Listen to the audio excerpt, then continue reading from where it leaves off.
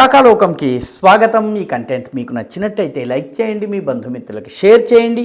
ఇప్పటి వరకు సబ్స్క్రైబ్ చేసుకోకపోతే సబ్స్క్రైబ్ బటన్ని నొక్కండి, అదేవిధంగా బెల్ ఐకాన్ని కూడా తప్పనిసరిగా నొక్కండి. జై హింద్ మిత్రులారా.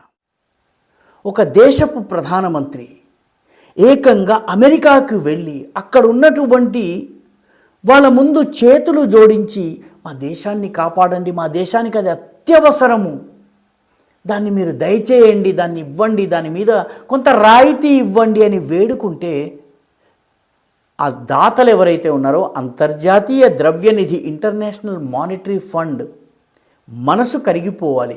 కానీ వాళ్ళ మనసు కరగలేదు. రాయిలా చేసుకుని వాళ్ళు లేదు మేము ఎలాంటి రాయితీ ఇవ్వబోము, ఇది ఆ ధరకే అమ్మాలి అని చెప్పారు. ప్రధానమంత్రి గారు వేడుకున్నారు, పాదాల మీద పడ్డారు. లేదు మాకు చాలా అత్యవసరం, అది మీరు దాని మీద కొంచెము మేము పన్నులు తగ్గించేలాగా మీరు అనుమతి ఇవ్వండి అన్నారు. అంటే నా దేశంలో నేను పన్నులు తగ్గించుకోవాలన్నట్టయితే అక్కడెక్కడో విదేశంలో ఉన్నటువంటి IMF దగ్గరికి వెళ్ళి అనుమతి అడగడం ఏమిటి? కానీ ఆ ప్రధానమంత్రి అడిగారు. ఆ అంతర్జాతీయ ద్రవ్యనిధి ఇంటర్నేషనల్ మానిటరీ ఫండ్ ఫ్లాట్లీ, ఎటువంటి సంకోచం లేకుండా, శషభిషం లేకుండా నో అనేసింది. పాపం ఆ దేశ ప్రధానమంత్రి చాలా నిరాశగా వచ్చారు. ప్రజలకి నిత్యావసరమైనటువంటి ఆ వస్తువు భారీ ధరకు అమ్మాల్సి వస్తుందని చాలా బాధపడుతూ తిరిగి వచ్చాడు. ఇంతకీ ఆ వస్తువు ఏమిటో తెలుసా? ఆ వస్తువు కాండోమ్స్, గర్భనిరోధకాలు. ఆ ప్రధానమంత్రి ఎవరో మీరు ఈ పాటికి ఊహించే ఉంటారు, షెబాజ్ షరీఫ్. ఆ దేశం ఏమిటో నేను చెప్పనక్కర్లేదు, ఆ దేశం పేరు పాకిస్తాన్. పాకిస్తాన్ ప్రధానమంత్రి అమెరికాలో ఉన్నటువంటి IMF అధికారులను కలవడానికి వెళ్ళి వాళ్ళ ముందు మాకు కాండోమ్స్ మీద ఉన్నటువంటి 18% ఏదైతే GST ఉందో ఆ GSTని తగ్గించేందుకు అనుమతి ఇవ్వాలి అని చెప్పి ఆయన అన్నారు. ఎందుకంటే ఈ GSTని కనుక తగ్గించినట్టయితే ప్రజలకు ఊరట లభిస్తుంది, తక్కువ ధరకి కండోమ్స్ దొరుకుతాయి. తక్కువ ధరకి కండోమ్స్ దొరికినట్టయితే వాటిని వాళ్ళు ఉపయోగించినట్టయితే తక్కువ జననాలు జరుగుతాయి.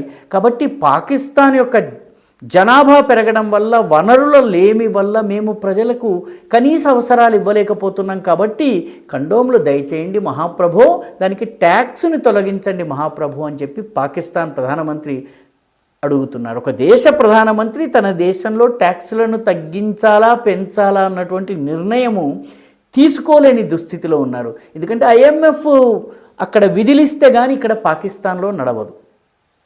కానీ రెవెన్యూకి సంబంధించి, ఆదాయానికి సంబంధించి, వ్యయానికి సంబంధించి IMF లోన్ ఇవ్వాలన్నట్టయితే కొన్ని కండిషన్స్ని పాటించి తీరాలి. కాబట్టి దానిలో భాగంగా 18% GST తగ్గించేది లేదు, 18% కొనసాగుతుంది అని చెప్పింది. దీని అర్థం ఏంటంటే 18% నుంచి కనుక తగ్గించినట్టయితే 600 మిలియన్ల పాకిస్తానీ రూపీస్ ఆదాయం తగ్గుతుంది.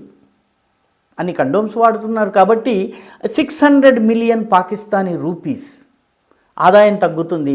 కాబట్టి పాకిస్తాన్ ఫెడరల్ రెవెన్యూ బోర్డ్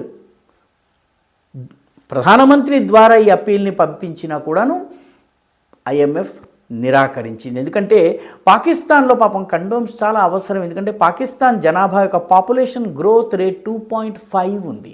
దాన్ని తగ్గించేందుకు పాకిస్తాన్ ప్రయత్నం చేస్తోంది. ప్రతి సంవత్సరము 60 లక్షల కొత్త జననాలు జరుగుతున్నాయి పాకిస్తాన్లో. అంటే దాదాపు 2 ఏళ్లకి 1 కోటి మంది, 5 సంవత్సరాల్లో దాదాపు 3 కోట్ల జనాభా పాకిస్తాన్కి యాడ్ అవుతోంది. కాబట్టి ఆర్థికంగా తట్టుకోవడం కష్టం. కాబట్టి కండోమ్స్ కొనుక్కునేటటువంటి స్థితిలో పాకిస్తానీ ప్రజలు లేరు. కాబట్టి ఈ GSTని తగ్గించమని పాపం ఆయన అడిగారు. కానీ IMF లేదు బాబు, నీ ఆర్థిక స్థితి బాగుపడాలంటే కొన్ని కండిషన్స్ పాటించి తీరాలి, అందుకని మేము GST తగ్గించం, మీ తిప్పలేవో మీరు పడండి అని చెప్పాడు. పాపం పాకిస్తాన్లో పాపులేషన్ రేటుని ఎలా తగ్గించాలో తెలియక కండోముల కోసం లబలబలాడినటువంటి ప్రధానమంత్రి తిరిగి వచ్చారు. ఎందుకంటే IMF చాలా దృఢమైనటువంటి, కఠినమైనటువంటి నిర్ణయాలు తీసుకుంటోంది. ఏకంగా పాకిస్తాన్కి చెందినటువంటి పాకిస్తాన్ ఇంటర్నేషనల్ ఎయిర్లైన్స్ PIA అంటారు, దానిని అమ్మి పారేయమని చెప్పింది. దాన్ని అమ్మేసేసి వదిలించుకోండి, ఆ వచ్చిన ఆదాయాన్ని మీరు యాడ్ చేసుకోండి అని IMF సూచించింది. అరుణాచలం శాసించాడు, దేవుడు శాసించాడు, అరుణాచలం పాటించాడు అన్నట్టుగా పాకిస్తాన్లో IMF సూచించింది, పాకిస్తాన్ ప్రభుత్వం పాటించింది. PIAని కొనడానికి 4 కంపెనీలు ముందుకొచ్చాయి. ఆ 4 కంపెనీల్లోనూ అతిపెద్ద కంపెనీ పేరు ఫౌజీ ఫౌండేషన్. ఆర్మీకి చెందినటువంటి కంపెనీ ఇది. ఆర్మీ నిర్వహించేటటువంటి ఒక పెద్ద ఆర్థిక వ్యవస్థ. వాళ్ళ దగ్గర మాత్రమే PIAని కొనుగోలు చేయడానికి కావాల్సిన డబ్బులు ఉన్నాయి. వాళ్ళు PIAని తీసుకుని డబ్బులు అసలు ప్రభుత్వానికి ఇస్తారా ఇవ్వరా, AK-47 చూపిస్తారా కూడా తెలియనటువంటి దుస్థితిలో పాకిస్తాన్ ఉంది. మొత్తం మీద IMF పాకిస్తాన్లో ఆర్థిక క్రమశిక్షణ తీసుకుని రావాలని చెప్పి చాలా ప్రయత్నం చేస్తోంది. ఆ ప్రయత్నంలో భాగంగానే ఈ 18% GSTని తగ్గించేది లేదు, పాకిస్తాన్ ప్రభుత్వము తగ్గించడానికి వీల్లేదని చెప్పింది. పాపం ఏమీ చేయలేక ఖాళీ చేతులతో షెబాజ్ షరీఫ్ గారు తిరిగి వచ్చారు. ఈ వీడియో మీకు నచ్చినట్టయితే లైక్ చేయండి, షేర్ చేయండి, ఈ ఛానల్కు సబ్స్క్రైబ్ చేయండి. మీ అభిప్రాయాన్ని కమెంట్ల రూపంలో తప్పనిసరిగా పంపించండి.